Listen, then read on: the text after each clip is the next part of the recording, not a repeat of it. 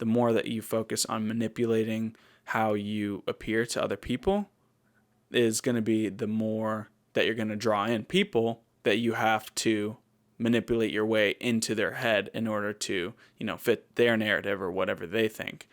Hi, welcome to Health and Mind. My name is Salvador, and in this video, we're going to be talking about, is it bad to be a stereotype or to be predictable?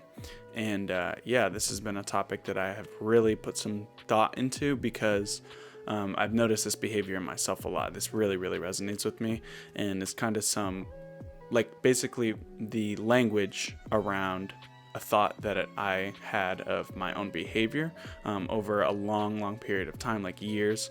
I've noticed this about myself, and my girlfriend kind of gave me the wordage for it. So basically putting words on something that I recognized but didn't really know how to say.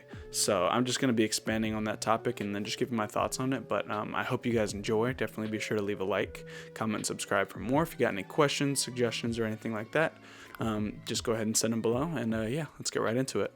So, firstly, I just kind of wanted to differentiate. Obviously, being a stereotype and being predictable are two different things, but there's going to be some overlap. If you are a stereotype, your behavior is going to be predictable in comparison to the stereotype. So, there's obviously some overlap, but they're not always interchangeable or the exact same thing. But yeah, I just wanted to mention that at the beginning.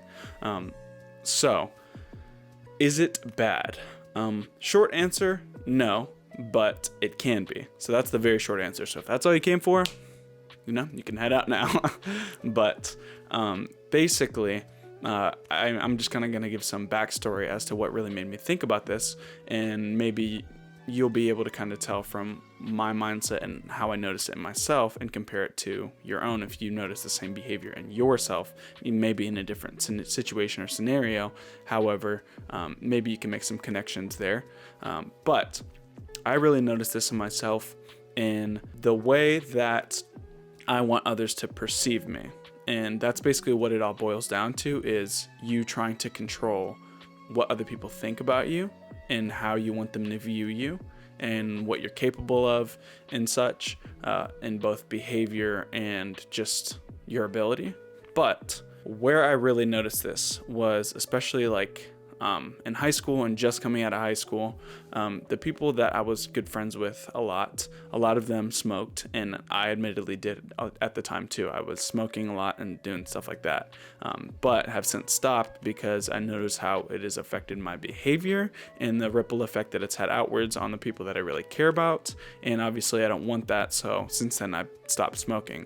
But I noticed that whenever I originally stopped, that the people that I hung out with that still did it, when there would be new friends that would come around or new people that were kind of in the same kind of area mindset, that were doing probably drugs, or that were just partying, doing kind of just more so mindless activities, that when they would ask me, oh, do you smoke or anything like that, and I had stopped at the time, and I'd be like, no, and they'd be like, oh, okay. And it was almost like a confirmation, in their head they now think, okay, this guy doesn't smoke, therefore this is how he probably is, this is what he probably knows. But instantly, almost to me, when that would happen, is I would almost my brain would just want to shift over and be like, no, let me prove to you what I'm capable of. Even though it was a bad thing, I stopped smoking because it wasn't good for me. But I would end up almost mentally being charged to try and prove them that I'm not just some goody two shoes, perfect kid that doesn't ever act up or do anything wrong. And it's such a weird thing to think about. Why would I want to do something that I know that's not bad for me, even if others may think it's good or whatever? Because obviously it's not like my mind changed, you know what, this one new person I met, they smoke weed, so therefore it's probably good that I start doing it again. No, not at all. I didn't even think that in the slightest. But there was just this pull and urge to prove them of what I was capable of.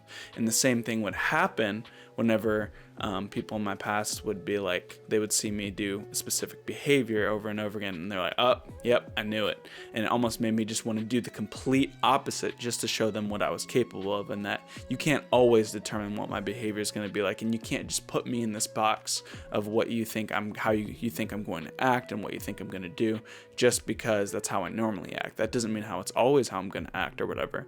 And it's almost like a sense of strong defiance, because I don't want others to kind of put me in a box. And although, admittedly, it sounds really stupid, that has happened a lot, and a lot of the people I've become friends with over the years, like similar things have happened, not always with drugs or anything, but like going to church even, because I am a follower of Christ, I'm Christian, and like if somebody, ask me that or see that, the first thing that can come into my head sometimes is they're going to think I'm, again, some goody two-shoes that tries to do everything perfect and that has these beliefs and this and that and the third, and this is how they're going to define me.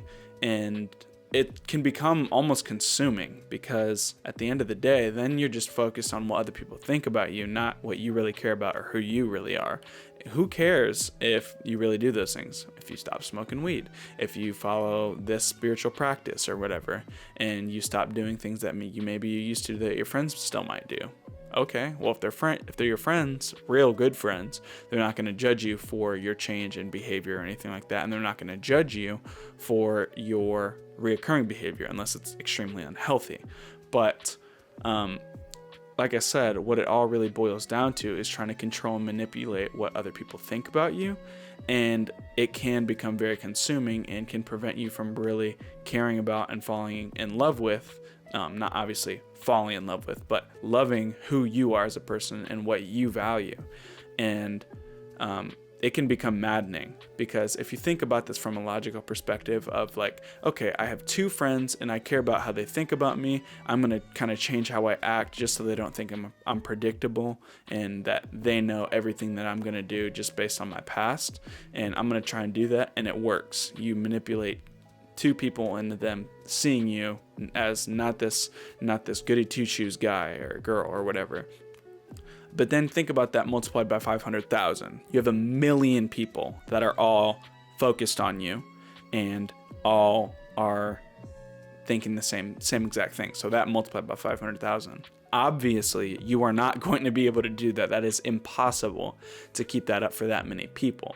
And although not very many people are going to be in front of 1 million people, but when you multiply on that scale, it really makes you see the picture of you're basically putting all of your energy just towards how you are acting in order to portray yourself in a certain light to other people.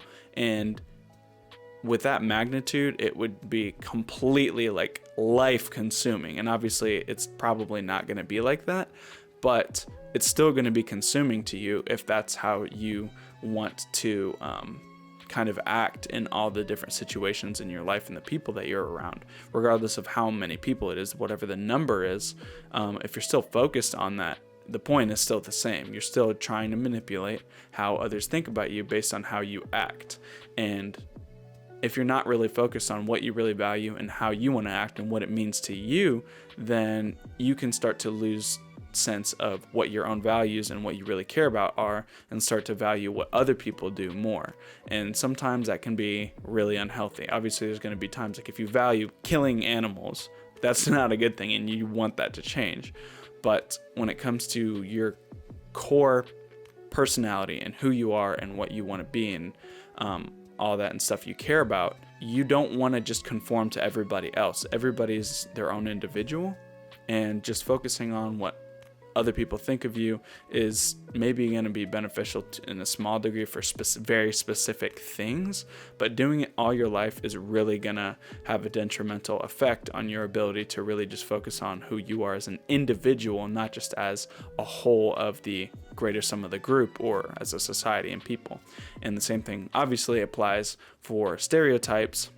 And if you're familiar with MBTI, people that are high in their function stack with extroverted feeling and extroverted thinking, they're going to be a lot more oriented towards being focused outwardly on other people other than themselves and their public perception, versus people that have higher in their stack of introverted judging things like introverted thinking or introverted feeling. They're going to be a lot more focused on themselves and with like how their own values are manifesting themselves in their behavior and what they care about and stuff like that.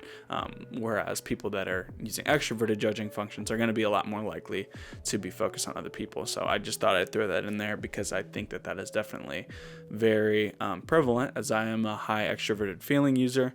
But if you don't know what that is, doesn't matter.